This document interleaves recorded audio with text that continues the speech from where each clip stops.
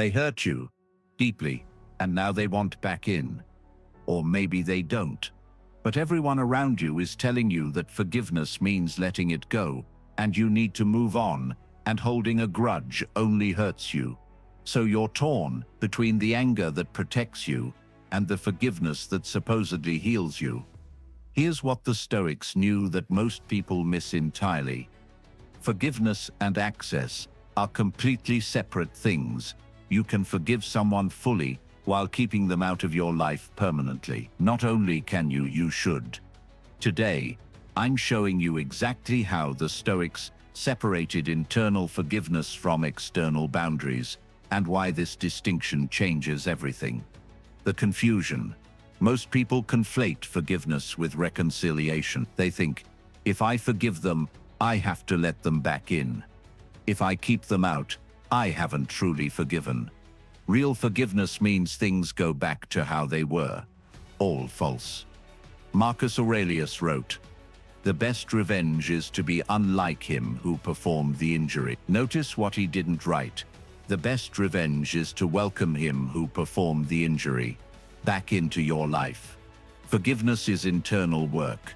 You release the anger, the resentment, the mental occupation they have in your mind.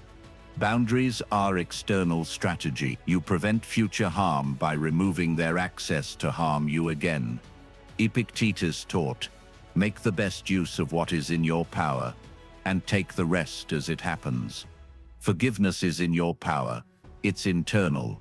Their presence in your life is also in your power. It's a choice. These are separate decisions. The first Stoic principle, venia sine ditu, forgiveness without access. Forgiveness isn't for them, it's for you. It's releasing the mental weight of carrying anger, resentment, and the desire for revenge. But releasing that weight doesn't require opening your door. Seneca wrote, "The wise man will not pardon readily, nor will he refuse pardon when it is deserved." Notice the distinction. Pardon, internal release, is separate from consequences, external boundaries. You can pardon internally while maintaining consequences externally. Last year, someone betrayed my trust significantly, shared private information for social currency, damaged relationships I'd built. No remorse shown. I spent months carrying anger.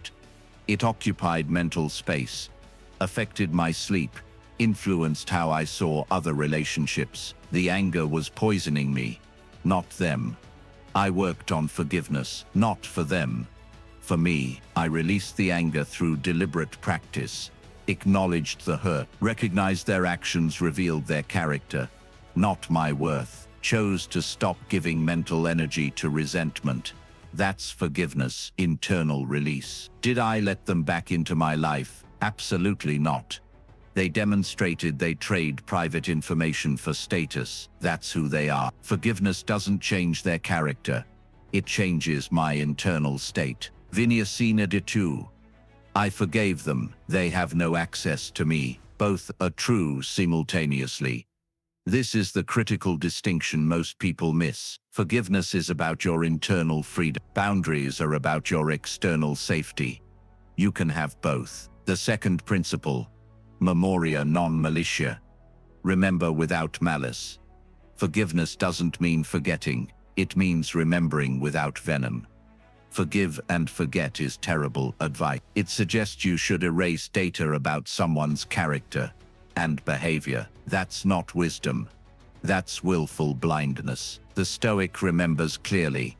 They just remember without ongoing emotional poison. Marcus Aurelius, the best revenge is to be unlike him who performed the injury. Being unlike them means you don't carry the malice they carried when they hurt you, but you absolutely remember what they did. Memory without malice looks like this. They betrayed my trust. That's what they did. I'm not angry about it anymore, and I remember it clearly when making decisions about who gets access to me. The memory informs your boundaries. The lack of malice preserves your peace. 2 months ago, someone who'd hurt me previously reached out wanting to reconnect. "I miss our friendship. Can we try again?" Old me would have felt conflicted. If I've forgiven them, shouldn't I give them another chance? New me recognized the false equivalence. I have forgiven them. I'm not carrying anger or resentment. I also remember clearly what they did, and that they've shown no actual change. My response: I appreciate you reaching out. I've made peace with what happened. I'm not interested in reconnecting. No malice, just memory and forming boundary. Epictetus taught, if you wish to be good, first believe that you are. Translation: clear-eyed assessment of reality, including remembering who's proven themselves harmful, is essential to wisdom.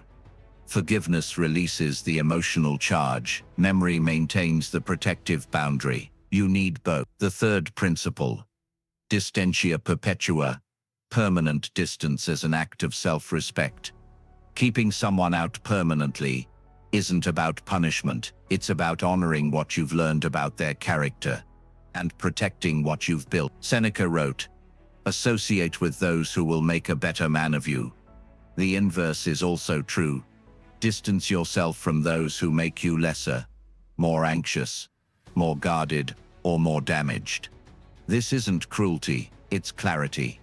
Someone showed you who they are. They demonstrated their values, their boundaries or lack thereof, their priorities. You now have complete information.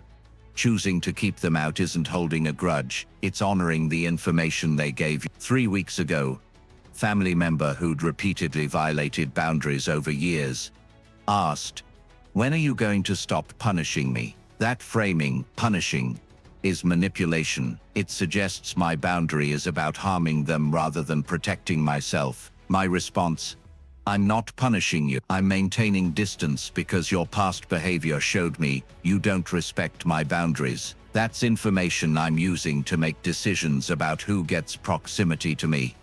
But I've changed. That may be true. I've decided the risk of finding out isn't worth taking. This distance isn't punishment, it's self-protection. This is distantia perpetua, permanent distance, not from malice, but from self-respect. You matter enough to protect. Your peace matters. Your boundaries matter. Maintaining distance from someone who's proven they'll violate both isn't cruel.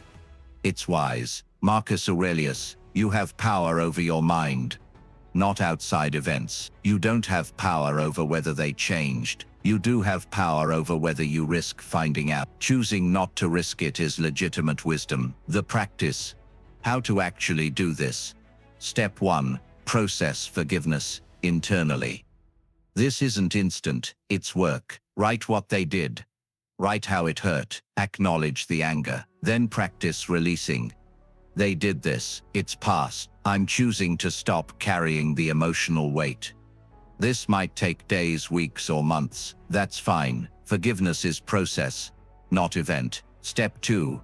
Establish non-negotiable boundary. Decide clearly, what access do they no longer have? Be specific. No contact, no private information. Superficial only. Write it down. Make it clear to yourself. This isn't up for negotiation based on their appeals or others' pressure. Step 3. Communicate once. If necessary, then hold. If they ask for access, I've made peace with what happened. I'm not interested in reconnecting, resuming the relationship, sharing that level of access. You don't owe explanation beyond that. If pressed, I've made my decision. I'm not discussing it further. Then hold. No justifications, no debates. The boundary is. Step 4. Manage external pressure. Others will pressure you. You should forgive them. Response: I have forgiven them. That's separate from allowing them back into my life. You're being cruel. Response: I'm being protective. Those aren't the same thing. Don't let others' discomfort with your boundaries weaken your boundaries. The ancient Stoics understood. Forgiveness is strength. Boundaries are wisdom. You need both. Marcus Aurelius forgave betrayers without making them advisors again. Seneca forgave those who exiled him without returning to their company. Epictetus forgave his enslavers without remaining in slavery. They showed us, you can release anger while maintaining distance. You can find peace while keeping boundary. You can forgive fully while protecting yourself completely. You're not required to give people who hurt you another chance to do it again, ever. Forgive them, for your peace. Remember what they did, for your safety. Keep them out for your future. These aren't contradictory, they're complementary. Who do you need to forgive without letting back in? Don't share names, just commit to the practice. Subscribe to Stoic Forge for wisdom that heals without sacrificing protection. Share with someone struggling with this exact tension. Remember Epictetus, make the best use of what is in your power. Forgiveness is in your power. Boundaries are in your power. Use both. Thanks for watching. See you next time.